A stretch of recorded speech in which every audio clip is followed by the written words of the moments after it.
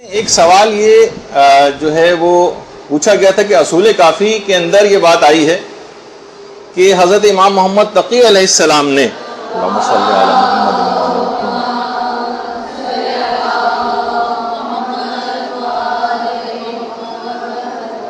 ایک ہی مجلس میں یعنی ایک ہی سٹنگ میں 30,000 سوالوں کے جوابات دیے۔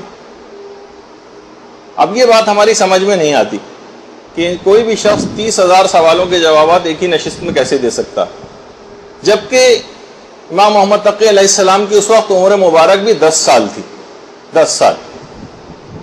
تو بہت ساری ایسی چیزیں کہ جو سوالات اٹھائے جاتے ہیں اور عام طور پر علماء نے ان کے پہلے سے جوابات دیے بھی ہیں، خود علامہ مجلسی نے بھی سوالات خود ہی اٹھائے۔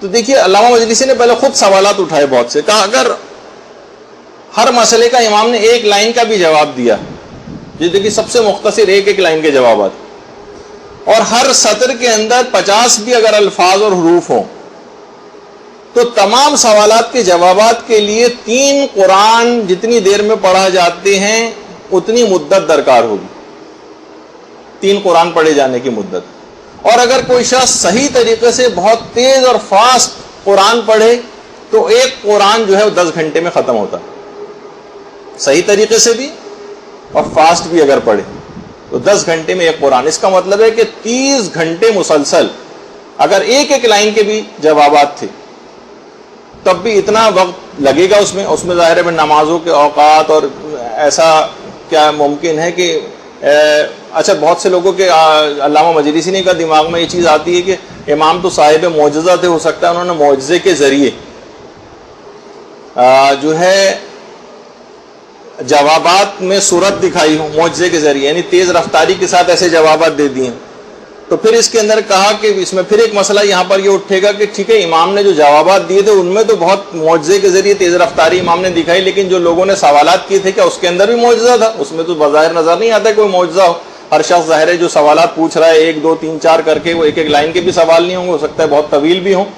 تو یہ کس طرح سے ممکن ہے کہ یہ ہمارے عقل میں چیز آتی نہیں۔ اب اس کے بہت سارے جوابات دیے گئے۔ دیکھیے یہ بہت ساری چیزیں ایسی ہیں کہ آج کل جو اصل میں ایشوز ہیں نا اس پہ لوگ بات نہیں کرتے۔ ہمارے پاس بھی بہت سارے ویب سائٹ پہ اور جو ہے وہ فیس بک پہ اور جو مدرسے کے جو حوالے سے بہت ساری چیزیں، اس میں اتنے اوٹ پٹانگ قسم کے سوالات جو بعض اوقات آتے ہیں کہ ان کا جواب دینا بھی جو ہے وہ تضیع اوقات لگ رہا ہوتا ہے، لیکن بہرحال لوگوں کے میں ایشوز یہی ہیں۔ لیکن اگر ان کو سیٹسفائی نہ کیا جائے تو وہ مطمئن نہیں ہوتے اور سوچتے ہیں کہ شاید اسلام کے پاس یا علماء کے پاس جو ہے اس کا جواب نہیں، جبکہ علماء اپنی کتابوں کے اندر ان کے جوابات لکھ چکے ہیں۔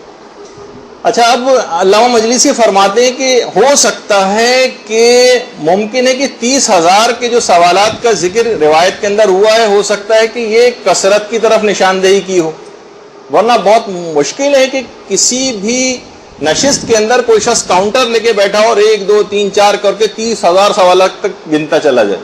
اس کا مطلب یہ کہ ہو سکتا ہے کہ اس میں کثرت کی طرف اشارہ ہو، نہ کہ واقعتاً 30,000 ہو، کیونکہ گننا بہت دشوار گزار امر ہے۔ دوسرا جواب یہ دیا کہ ممکن ہے کہ کوئی ایک شبہ جو لوگوں نے اس میں پیدا کیا ہو، بہت سارے سوالات امام نے جو ایک جواب دیا وہ بہت سارے شبہات کے جواب کے لیے کافی ہو گیا، یعنی ان کے اذہان میں اس شعبے سے ریلیٹڈ جتنے سوالات تھے وہ سب خود بخود امام کے ایک جواب سے حل ہو گئے۔ تو گویا اس طرح سے بھی ہو سکتا ہے کہ 30,000 کا یہ عدد پہنچ گیا ہو۔ اچھا ممکن ہے علامہ مجلسی نے فرمایا کہ امام نے مختصر اور جامع جوابات اس طرح سے دیے ہوں کہ اس سے خود بخود بہت سارے سینکڑوں مسائل کا استنباط اور استخراج ہو جاتا ہو۔ کتنے ہی ہمارے اصول فقہ کے قوانین ایسے جو ایک قانون سے سینکڑوں مسئلے حل ہو جاتی۔ لا تنقص الیقین بالشک، بے شک یقین جو ہے شک سے نہیں ٹوٹتا، مثلا امام نے ایک اصول دیا۔ اب کیا اس اصول کے ذریعے بہت سارے سوالات کے جوابات خود بخود آ گئے۔ اسی طرح قاعدہ لا ضرر ایک اور قاعدہ، اس سے نہ جانے کتنے فقہی مسئلے حل ہوتے ہیں۔ قاعدہ الزام نہ جانے کتنے فقہی مسئلے حل ہوتے ہیں۔ تو ہو سکتا ہے کہ امام نے اس طرح کے اصول اس کے اندر بتا دیے گئے ہوں جس سے سینکڑوں اور جو مسائل ہیں ان کے جوابات کا حل خود بخود ہی آ گیا ہو۔ اچھا ایک چیز اور بھی ہے، علامہ مجلسی نے اس کو بھی کہا کہ یہ چیز بھی ممکن ہے کہ ہو سکتا ہے کہ وہ تمام حضرات جو امام سے سوالات کے لیے آئے تھے ہو سکتا ہے کہ وہ ہزاروں سوالات لکھ کر لائے ہوں اپنے ساتھ. اچھا جب خطوط کی صورت میں یا تحریر کی صورت میں لکھ کر لائے ہوں تو امام نے معجزے کے ذریعے ان تمام سوالات کے نیچے ان کے جوابات لکھ دیے. بالکل یہ بھی ممکن کہ امام نے ایسا کیا ہو، کیونکہ بہت سارے روایات کے اندر ہے کہ لوگ امام کے پاس سوالات لے کر آتے تھے اور لکھے ہوئے ہوتے تھے، اور امام ان لکھے لکھائے بند لفافوں کے اندر ان کے جوابات لکھ کے بطور معجزہ ان کے جوابات ہو جایا کرتے تھے. ہو سکتا ہے اس طرح سے ہو کہ امام نے بہت سی باتیں دیکھی، امام دل کے حالات کو جان کر بھی امام بہت ساری باتیں جو ہے وہ جواب دے دیا کرتے تھے. جیسے وہ مشہور واقعہ بھی آپ پڑھتی ہیں کہ یحییٰ ابن اقسم جو تھا سامرہ کا قاضی تھا، اور جب وہ طواف میں اس نے دیکھا کہ امام محمد تقی علیہ السلام بھی طواف کے اندر موجود ہیں، اللہم صلی علی محمد.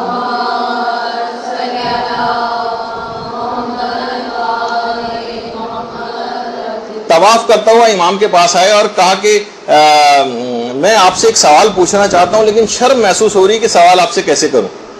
امام نے کہا کہ میں تیرے سوال کا جواب، تیرا سوال بھی خود ہی نہ بتا دوں، تیرے سوال سے تجھ کو مطلع نہ کر دوں جو سوال تو مجھ سے پوچھنا چاہتا تھا. تو یہ پوچھنا چاہتا تھا کہ ہمارا امام کون؟ بحر الانوار میں بھی ہے واقعہ اور رسول کافی میں بھی. اس نے کہا خدا کی قسم یہی میرا سوال تھا کہ امام کون؟ امام نے فرمایا امام میں ہوں، امام میں ہوں. اب اس نے کہا کہ آپ کوئی نشانی ایسی بیان فرما دیں تاکہ میرے دل کو اطمینان ہو جائے. دیکھیے یحییٰ ابن اقسم جو کہا کہ خدا کی قسم مولا میرا سوال یہی تھا کہ امام کون ہے. امام نے کہا کہ امام میں ہوں. کہا کوئی ایسی نشانی بتا دیں تاکہ میرے دل کو اطمینان ہو جائے. امام کے ہاتھ میں عصا تھا. امام نے یہی سوال عصا سے کیا تو عصا بولنے لگا اور کہا کہ بے شک میرا مولا ہی اس زمانے کا امام ہے اور وہی حجت خدا.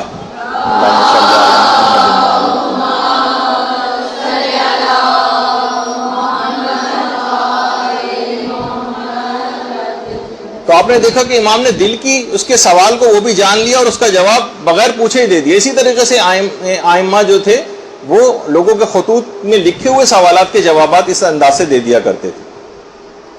اچھا اب جیسے کہ کہا گیا کہ امام کے جوابات میں تو ہو سکتا ہے کہ معجزے کے ذریعے امام نے اپنے اس وقت کو وسیع کر لیا ہو، تو سوال میں کیسے ممکن ہے؟ تو علماء نے کہا سوال میں بھی یہ ممکن ہے. سننے والوں کو پتہ نہ چلا اور وقت کے اندر اتنی وسعت آ گئی معجزے کے ذریعے اور امام نے 30,000 سوالوں کے جوابات دے دیے. تو آپ دیکھیے اچھا اس کے اندر ایک اور روایت کے اندر جو جملہ آپ کو لکھا ہوا بھی نظر آ رہا ہے کہ ایک ہی مجلس میں امام نے 30,000 سوالوں کے جواب دی.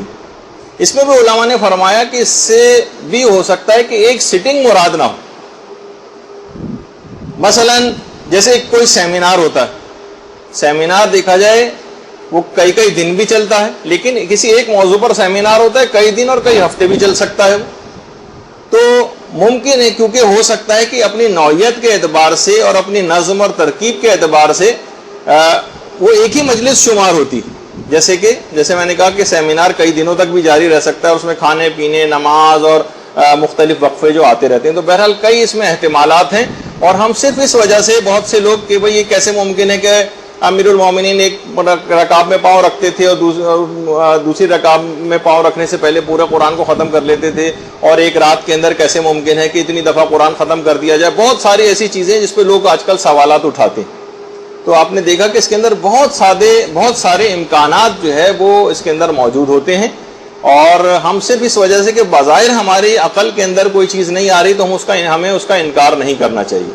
یہ بھی اس کے اندر اس وجہ سے ان سوالات کے جوابات دے دیے جاتے ہیں کہ بعض اوقات لوگ ایسا نہ ہو کہ وہ سوچیں کہ دین کے اندر ان سوالات کا کوئی جوابات ہی نہیں ہیں، اور یہ بہت ساری چیزیں ہمیں ان اوتھینٹک یا اس طرح کی کتابوں کے اندر آ گئی جو ہمیں پڑھائی جاتی ہیں. برحمتک یا ارحم الراحمین وصلی اللہ علی محمد